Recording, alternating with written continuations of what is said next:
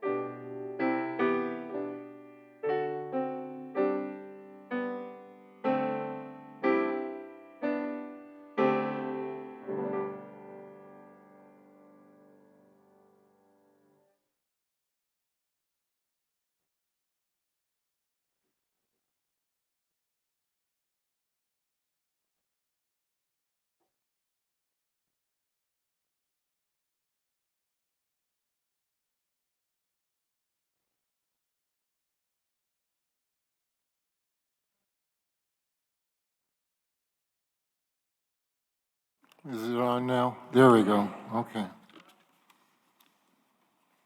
Good morning. My name is Dennis Rowcliffe, and I'm a member of the Board of Trustees.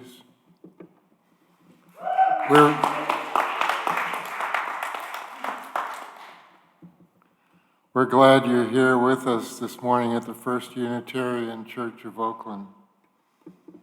We strive to be an intentionally multi-generational, multiracial, multicultural, inclusive, and anti-oppressive religious community. You are welcome here. There will be a 10-minute orientation available for newcomers at the end of today's service. If you would like to take part in that, I don't know that Emily Stilber is here yet this morning, but she's normally the one. If she's not, hasn't appeared by then, I'd be happy to appear right here in front of the, right here on the carpet to provide a short orientation for new people.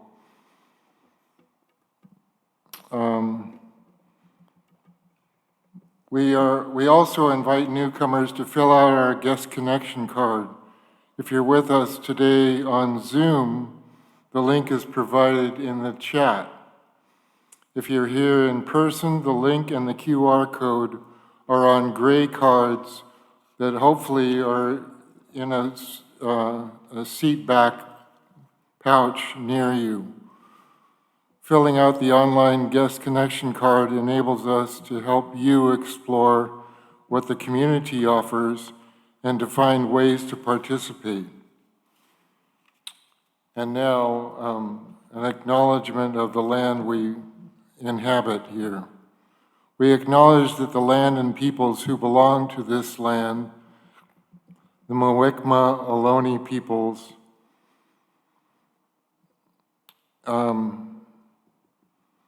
our church, our institutions, our homes are occupying their lands, ancestral and current. We acknowledge that the lands were stolen from the Ohlone peoples who have an ancestral relationship with this land, the plants, the animals, and the water, for millennia, continuous to the present day. Ohlone people are still here.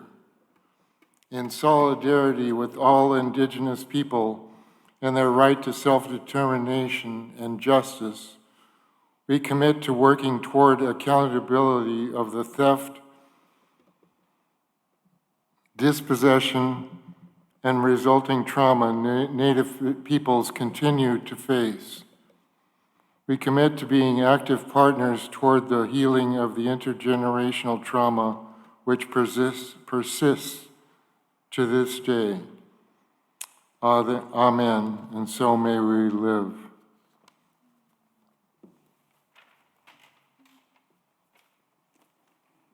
Thank you, Dennis. Good morning. I'm Janet McFarland. I'm a member of your small but mighty Journey Toward Wholeness transformation team. Together with several advisors, we guide this journey. Thank you. I'll take the applause now. This is an effort that's been going on for 20 years in one form or another, and we're very grateful to still be on this journey and to be journeying together. I find that the inspiration in our name around wholeness and transformation, journey toward wholeness and transformation, is very inspiring to me. But the journey sometimes goes over rough roads, and I sometimes wonder if we have lost our way. The gift is that we are journeying together, building the intentional, multicultural, multi-generational, multiracial, anti-oppressive community that we dream about. And this book, which Donna is holding up with all of her tags in there showing that she has read it, is a gift of encouragement and support and learning. It follows 5 UU congregations along their journey toward wholeness. We invite you to join together with us in the common read, Mistakes and Miracles, and participate in conversations that we will be facilitating later this month. Don't worry, details will follow. You won't get left out. Books are available after the service in Wente Hall, and just find me. Okay, great.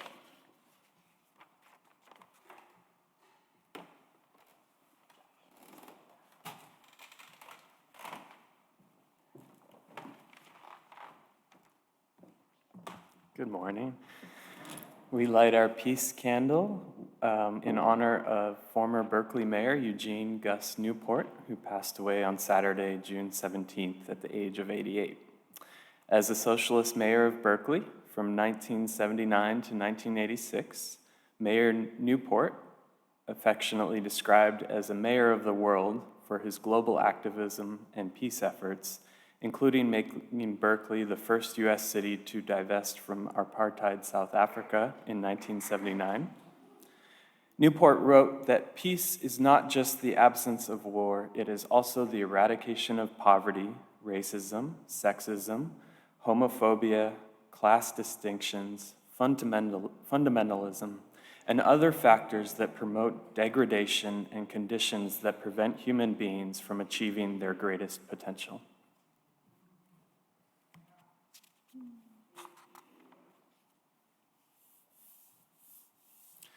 We light our Black Lives Matter candle with the words of African-American journalist and author Isabel Wilkerson. Radical empathy means putting in the work to educate oneself and to listen with a humble heart to understand another's experience from their perspective, not as one imagines one would feel. Radical empathy is not about me and what I think I would do in a situation I have never been in and perhaps never will. It is the kindred connection from a place of deep knowing that opens one's spirit to the pain of another as they perceive it. Together we say, Black Lives Matter. And now we light our chalice, and if you are familiar with the hand gestures, you can follow along, and if you're not, you can watch other people do it. So we light this chalice, symbol of Unitarian Universalism. May it remind us of the divine spark in all creation, the power of love to heal what is broken, and to be grateful for life's blessings each day.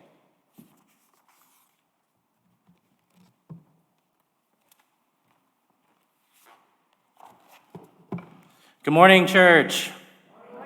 Good morning. Welcome to Journey Towards Wholeness, first Sunday, Anti-Oppression Sunday. We're all really excited for you to be here today. And our opening call to worship come from the words of Reverend Leslie Takahashi, a Japanese-American minister who is the lead minister of the Mount Diablo Unitarian Universalist Church in Walnut Creek, our neighbor. Come, come, whoever you are. Come with your hurts and your imperfections. Come with your places that feel raw and exposed. Come, come, whoever you are. Come with your strengths that the world shudders to hold. Come with your wild imaginings of a better world. Come with your hopes that no one seems to hear. Wanderer, worshiper, lover of leaving, we will make a place for you.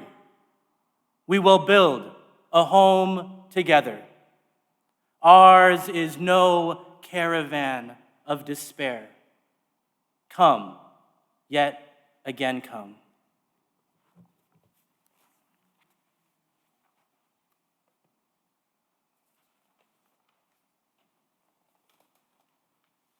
In one voice, the people say, come, let us worship together. And we will now have Building Bridges, played by Ian. Thank you.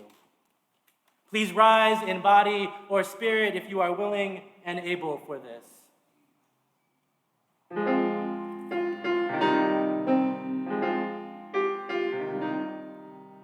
Building bridges between our divisions.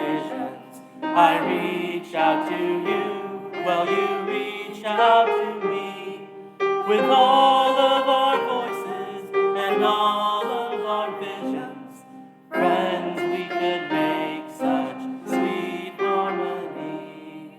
Building bridges between our divisions. I reach out to you, while you reach out to me.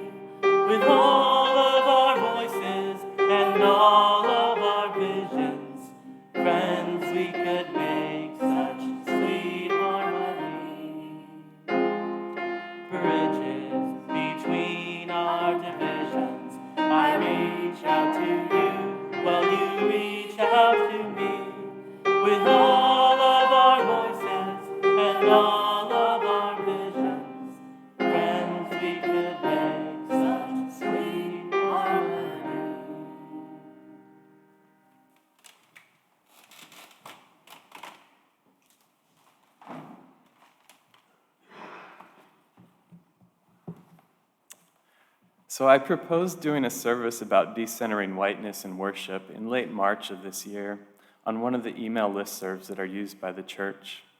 This was in response to another email and seeing an example congregation offering a welcome to people on their website that read something along the lines of, "No matter the color of your eyes, your hair, your skin, no matter whom you love or how you speak, you are welcome here!" Exclamation point.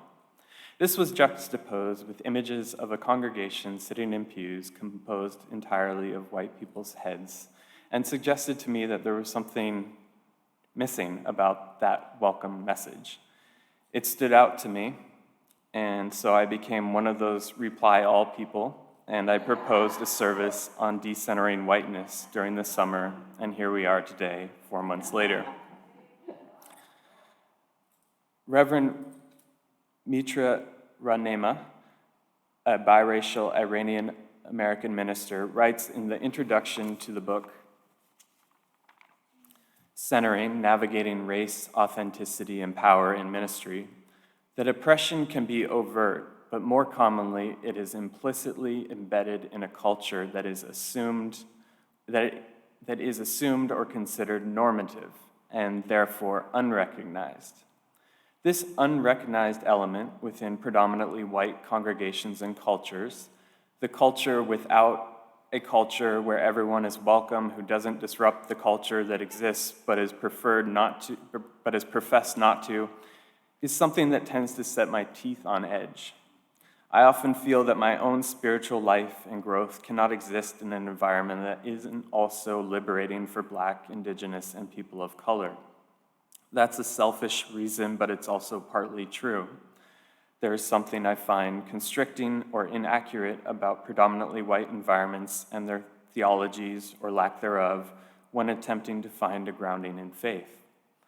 The knowledge of the inequity, violence, and oppression stemming from the history of this country, its legacies of colonization, slavery, internment, and white supremacy, and the way that these histories directly inform the present moment and the human bodies living in it, I believe requires continuous education, challenge, and change. For me, that work can feel spiritually engaging, grounding, and life-giving. At the same time, I have come to understand this desire among white congregants like myself to challenge a predominantly white culture and to engage in social and racial justice work can also present new harms, especially to people of color and Unitarian Universalists of color leaders. In the report of the UUA Commission on Institutional Change titled Widening the Circle of Concern from 2020, a detailed report with recommendations for actions, the authors note that congregations longing for more racial and ethnic diversity in their pews may call a minister of color and then think their work is done. Asking ministers and members of color to do the spiritual domestic labor of diversifying the congregation racially and ethnically reinscribes white supremacy culture instead of dismantling it.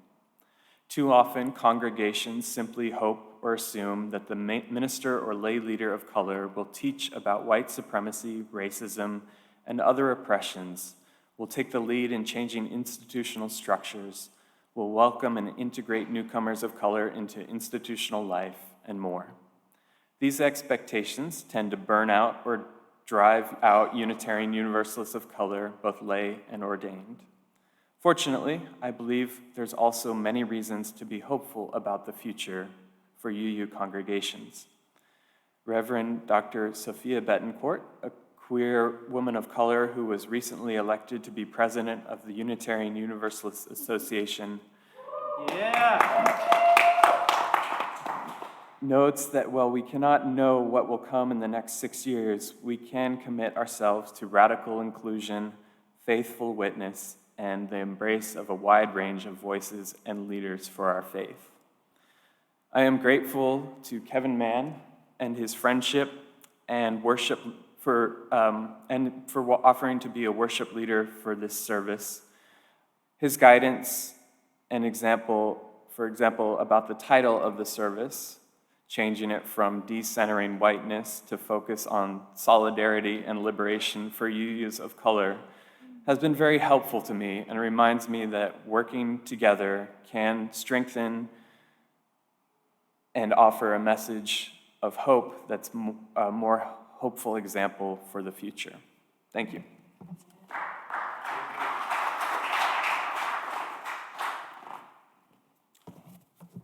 Thank you, Josh, for your powerful reflection and being willing to be vulnerable and share that with us this morning.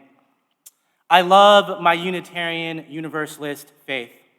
When I came out of the closet at 17 years old, the Filipino Catholic Church of my youth was no longer able to serve me. I began searching for something more, something to hold me and ground me from the deepest places of my being. I was searching for a place that said, yes, I was worthy, I was loved, I was sacred. My queer Filipino-American identity was worthy, was loved, was sacred. Unitarian Universalism saved me at a time in my life that I needed saving. As a queer brown youth searching for community, for collective liberation, and for accountable justice making, my life was never the same after finding this faith that I love so much. After 20 years of being a Unitarian Universalist, I have been transformed. I've dedicated my life to this movement, and I can't imagine it any other way. We are not a perfect faith. We make mistakes. We do. We definitely do. We fall. We strive for forgiveness and reconciliation. We hopefully reach out in covenant, and we work towards being in right relationship with one another. This is hard work, friends. The work of becoming an anti-racist, multicultural, beloved community is hard work. This is the work of a lifetime, as John Lewis calls it. So thank you for being here this morning. Thank you for loving this faith with its imperfections, its failures, and still loving it anyway. Especially now, the world and our nation needs a strong, liberal, religious voice at the table. Oakland, our town that we love, needs a strong, liberal, religious voice at the table. Where all are worthy, where all are loved, where justice flows down like water, where sanctuary and healing is for everyone, where we can get ready for the many struggles ahead. This faith and this church is my spiritual home, and I thank God for that every day. Thank you.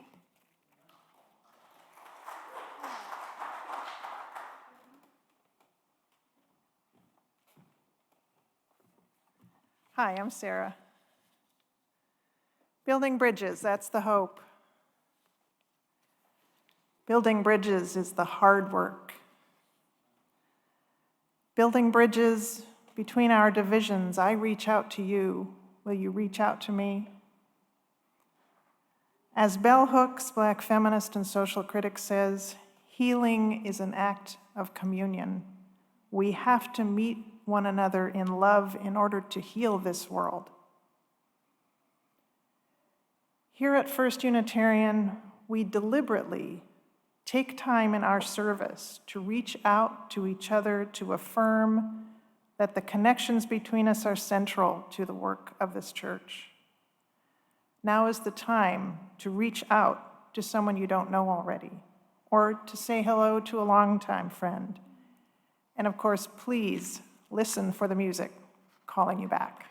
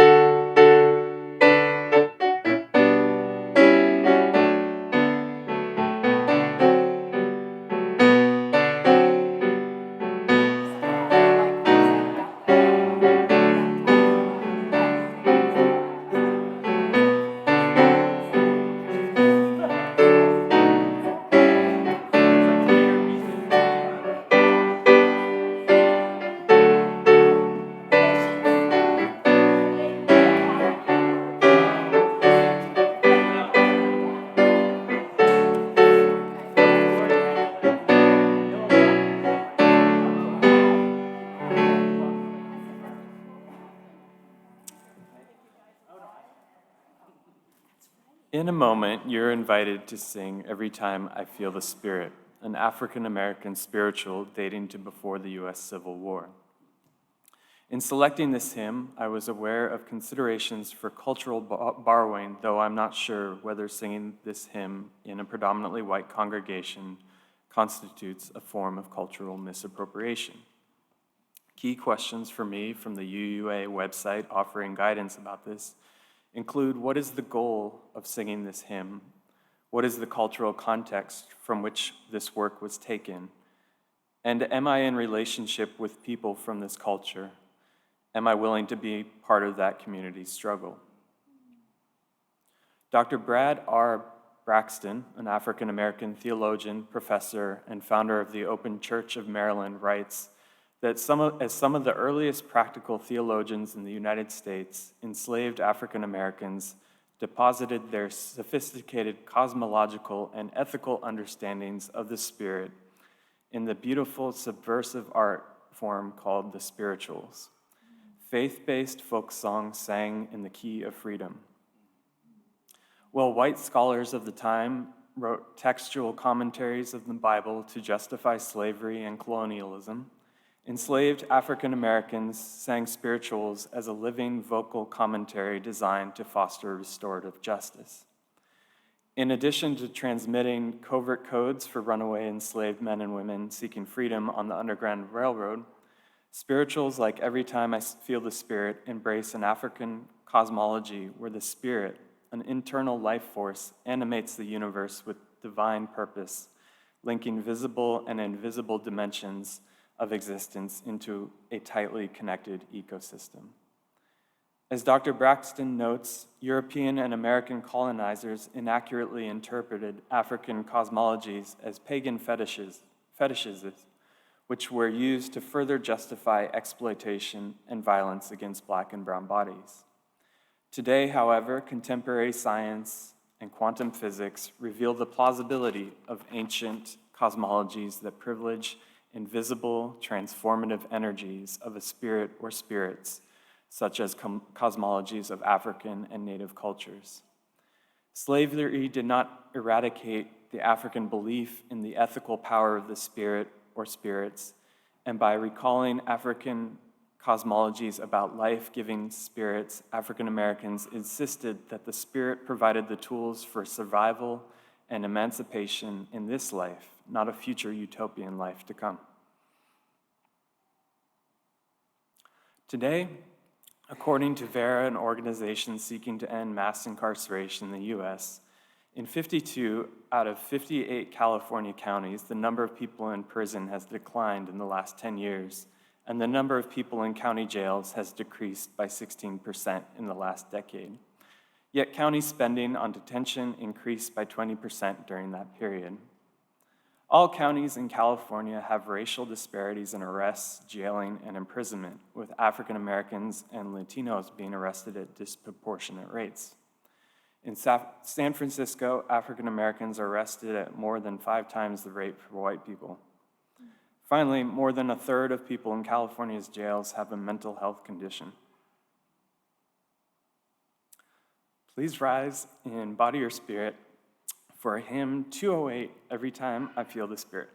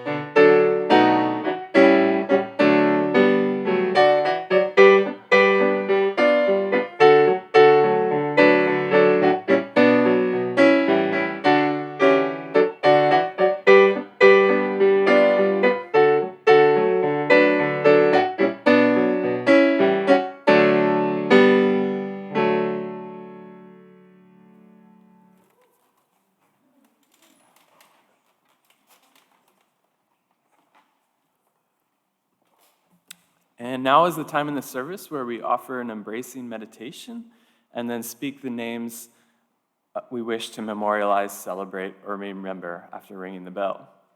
For our embracing meditation, I wanted to read a meditation by Howard Thurman, an African-American author, theologian, civil rights leader, and founder 80 years ago of the Church for the Fellowship of All Peoples in San Francisco, the first interracial and interdenominational church in the country. Give me the listening ear is the title. Give me the listening ear, the eye that is willing to see. Give me the listening ear.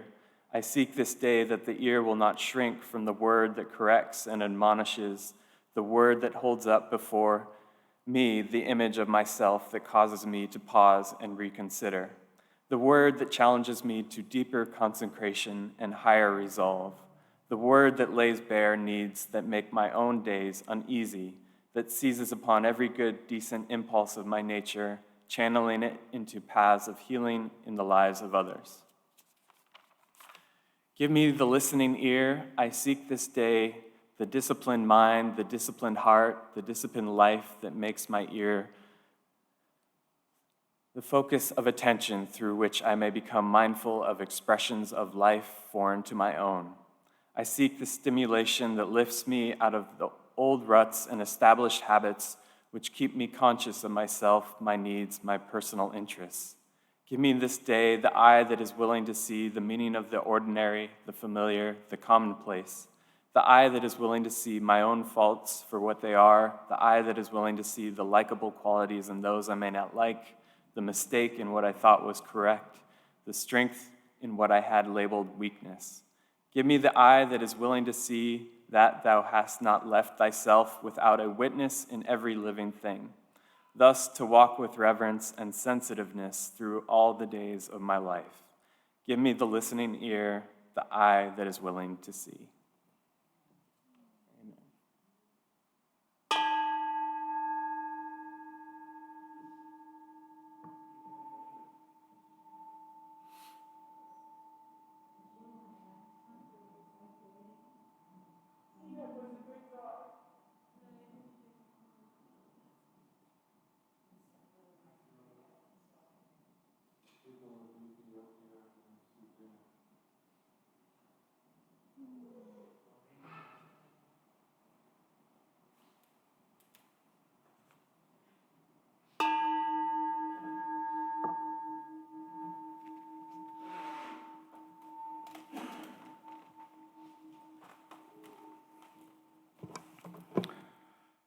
Will you enter into a spirit of prayer with me, church? Though you've broken your vows 1,000 times, come, yet again come, says Rumi. Dear Spirit of life, Spirit of beloved community, hold us fast. Forgive us for where we have failed you. Forgive us for where we did not see the other as ourselves. Forgive our stumbles in our journey to become whole, to look like the diversity that we seek, to serve. Help us to leave behind the ways of white supremacy, individualism, and fear that are holding us back.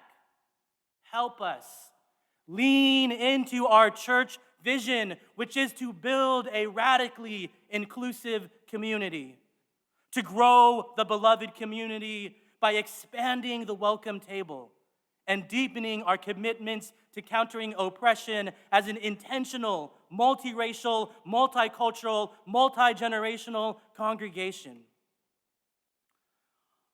Guide us, O Spirit of life, towards the promised land that we seek, as we work towards the vision of becoming an anti-racist, anti-oppressive Unitarian Universalism where everyone is welcome, where everyone is free, where everyone's expression of faith and spirituality is welcome, where everyone's gods and goddesses are welcome, where everyone's prayers and musical expressions are welcome. Help us, beloved, to see with clear eyes, to hear with fresh ears, to feel with open and vulnerable hearts, to know that we have a life-saving message in our liberal religious identity. Help us to know who we are and who we are called to be. Our welcome can't be just come. We built this for you. It must be something different. It must be come, let us build a home together. As Leslie Takahashi said, ours is no caravan of despair. May this church, may these redwood beams be a sanctuary in this storm of interlocking oppressions. A safe haven for our lesbian, gay, bisexual, trans, and queer family, a healing place from the sins of racism, sexism, ableism, homophobia, transphobia, xenophobia. Help us, O God, to remember that our location and our liberation is bound to each other. Guide us with the promises of our recently voted on Article 2 principles and purposes: interdependence, pluralism, justice, transformation, generosity, equity, and love at the center. We will need these tools to be relevant for the struggles ahead. A new day is dawning. May we each rise to greet the sun. Amen, and blessed be.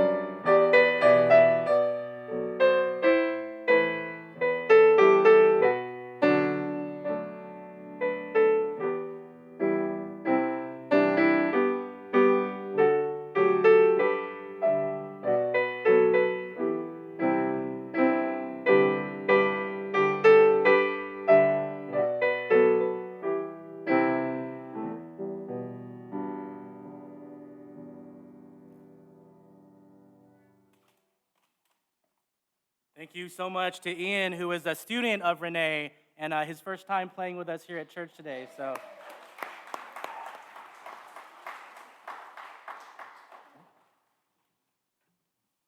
So for our sermon today, we are drawing from two sources that you've already heard about.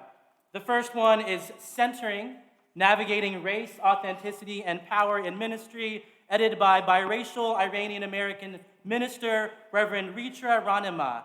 Centering was the 2017 UUA Common Read and was a joint project of the Committee for Anti-Racism, Anti-Oppression, and Multiculturalism of the UU Ministers Association and Skinner House Books.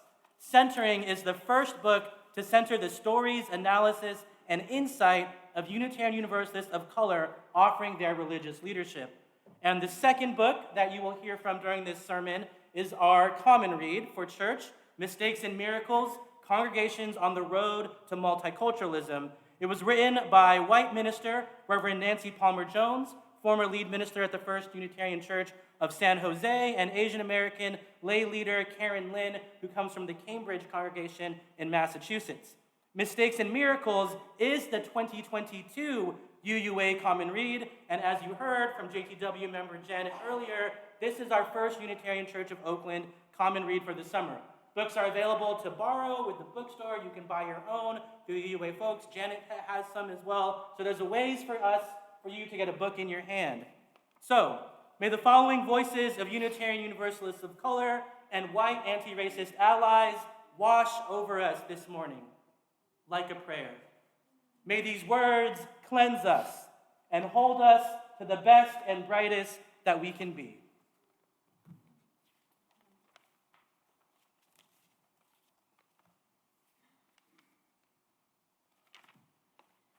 From the co-authors of Mistakes and Miracles, the beloved community is where all souls are welcomed as blessings, and the human family lives whole and reconciled.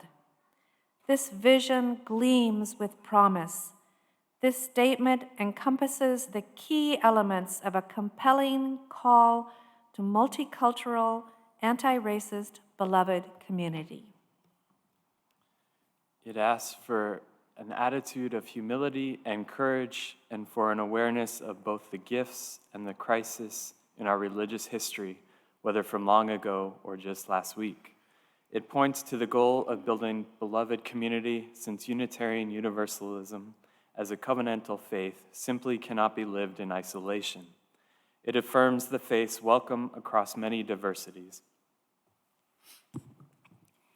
It lifts up the possibility of reconciliation with a clear-sighted recognition of the harm done and an invitation to repair the brokenness of life and spirit that white supremacy culture inflicts. It expresses the intention to grow together into a fullness of life that allows a new and more expansive wholeness to be created out of the brokenness of our hearts. Mistakes and Miracles, 14. From queer South Asian American minister Reverend Manish Marzetti Mishra, senior minister of the First Unitarian Universalist Congregation of Ann Arbor, Michigan, who delivered this past Sunday morning sermon at this year's General Assembly in Pittsburgh, Pennsylvania. He said it's a once-in-a-lifetime offer, or once-in-a-lifetime honor. He said, "The path I am on is the path that makes sense to me. I realize that Unitarian Universalism will never in my lifetime be what I would like it to be. And maybe even in my bones need it to be. And yet," he says, "yet this is the context in which I can be most free to be who I am." From South Asian minister Rev. Abi Janamachi is the senior minister of Cedar Lane Unitarian Universalist Church in Bethesda, Maryland. He says, "In order to be truly awake, we need to be truly aware of what we are confronted with, to look through the masks and fog that cloud our ability to see the world as it is, in order to be more present and serve the world. And to me, when I look at our broken and muddled attempts at times to do this work of multiculturalism and anti-racism, it is that larger call that seems to kind of keep us going, even when we stumble and fall. But we need to make a sustained commitment. I feel we have tended to make a seasonal commitment. What would it be like if we made a commitment to remain awake going forward? That would call for a fundamental change in how we are together as a religious community, and for some very deep paradigm shifts in how we function as a religious community, both at the congregational level and at the institutional level." From white minister Reverend Fred Muir, minister emeritus of the Unitarian Universalist Church of Annapolis, Maryland. Unitarian Universalist worship is still stuck in an old white Protestant model, an intellectual sermon, European white dead man music, and the choir singing. There's some folks, that's all they want. They don't ever want to hear God, they never want to hear Jesus, they never want to hear scripture, they never want to hear anything else. They come from the UU humanistic point of view, and that's all they want to hear. From Reverend Abi Janamanchi. For people of color, the struggle to belong is part of the journey. This is not something where I will one day feel I have arrived. And that's partly because those of us who are people of color in this movement pin our hopes more on the aspiration that this faith represents than on the reality of this faith. And that's a very different mode than many of our members and colleagues who are fed by the reality of our movement. There's nothing wrong with that. I choose not to make that somehow a deficiency. It is the reality, and in order to feel a sense of belonging, I feel I need to embrace that reality while working to embody a different reality. But there is a cost attached. From queer Black minister Reverend Derek Jackson, Director of Ministries of Lifelong Learning for the UU Ministers Association and affiliated community minister with Second Unitarian Church of Colorado. He says, I was a Universalist before I even knew there was a word for my beliefs or a home. And yet, I still go back to the spirit of the African Methodist Episcopal Church within which I was raised. I often ache for the music that makes my heart soar, that brings the divine into the room during worship. I miss ministry that is grounded in and speaks to my Black identity. I miss a message of hope that is grounded in an understanding of struggle. I miss all these things. And yet, theologically, I can be nowhere else than where I am. So, I make my home here in Unitarian Universalism, as imperfect as it is. And I find ways to stay grounded, to stay connected, to stay whole. From the co-authors of Mistakes and Miracles. Whites benefit from the system in simple ways, like being able to shop without being harassed, as well as in large ones, like facing less risk of incarceration and of violence on the street. These benefits form an invisible norm for many white people, especially when their whiteness intersects with other dominant culture identities, being middle or upper class, cisgender, straight, middle-aged, able-bodied, and more.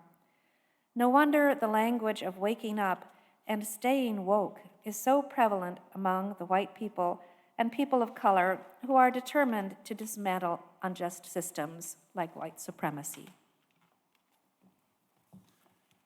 From queer Latina minister Marioso Caballero, Faith Innovation Specialist in the UUA's Faith Development Office.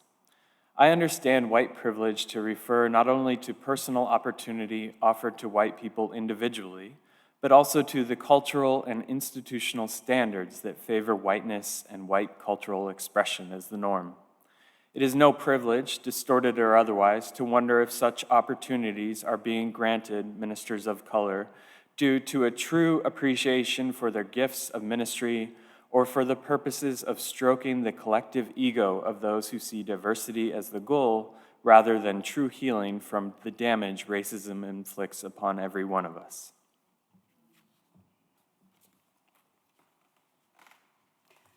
From Black minister Reverend Natalie Maxwell Fenimore, part of the ministerial team at the Unitarian Universalist congregation at Shelter Rock in Manhasset, New York.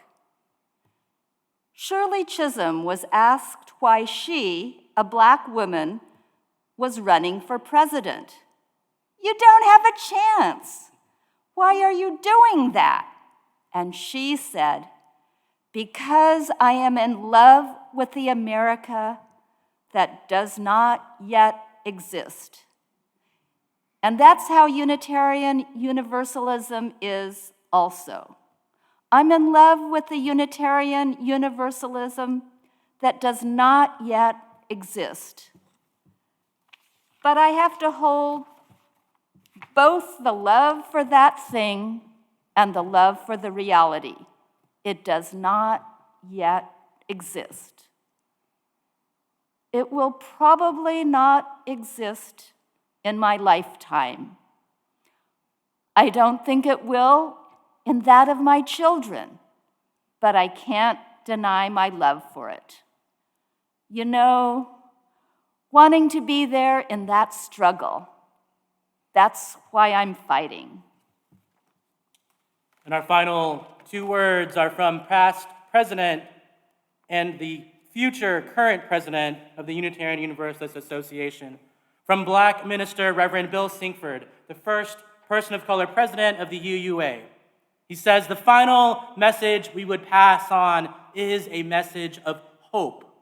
There is a reason that people of color have become Unitarian Universalists from the very beginnings of this faith and still today. There is fundamental hope in our values and our aspirations that speaks to persons across the boundaries of race and culture and language and economic circumstance and ability. It is the empowerment in our Unitarian legacy and the love of our Universalist promise that draw people to us and keep us here. It is our culture and not our theology that has been our biggest obstacle. And because that is true, our final message is a message of hope. We can change our culture if we have the will to do it. And finally, this is from queer, Black, and Latinx minister, Reverend Dr. Sophia Betancourt, the recently elected president of the Unitarian Universalist Association. Unitarian Universalism has a vital, liberating message for our time. Our nation and denomination are experiencing challenges in a time of significant division, change, and radicalization. But together, I know we can serve one another, organize for justice, widen the circle of concern, collectively imagine new ways forward in community, and grow spiritually. I am looking forward to the continued work of radical inclusion, faithful witness, and the embrace of a wide range of voices and leaders for our faith. Amen. Ashe. Blessed be.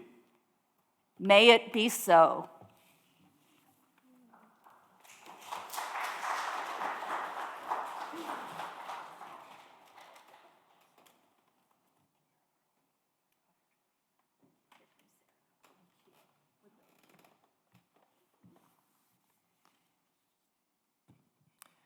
Folks,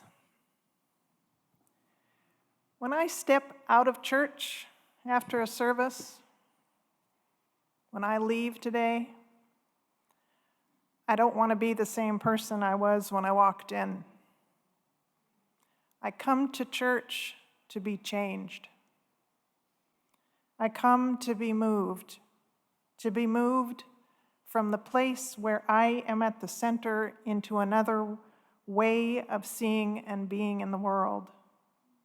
I want to be turned around, to lose my hold, to be in the space between where I'm not so sure, and to become someone new. That's why I come here. We are never finished changing. All of us have more in us to be revealed and discovered and shared. When the basket comes to you, please consider giving generously to support the important work that happens in this church, the work of transformation. Will the ushers please come forward?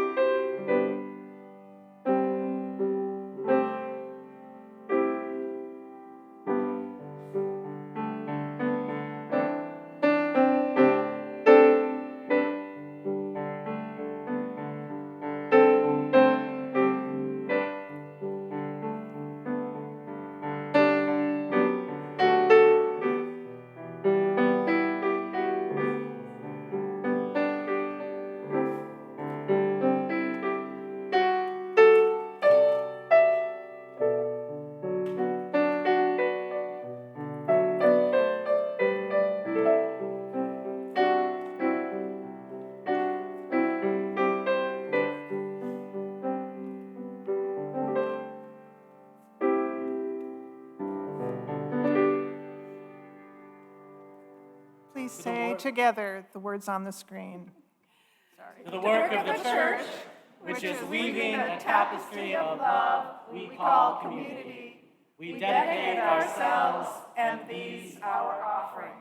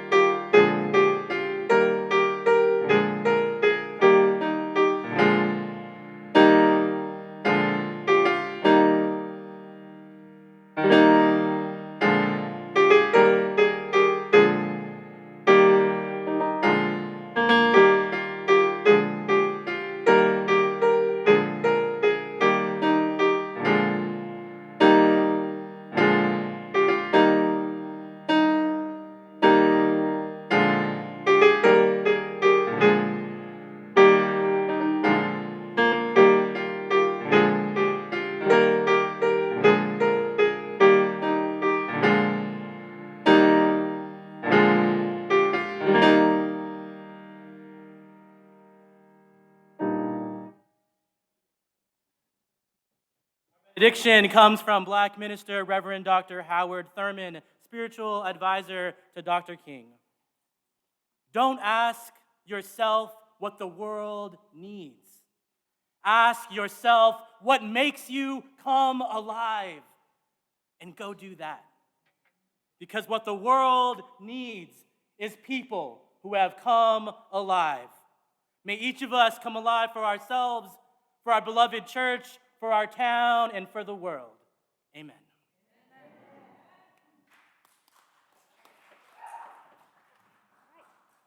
Amen.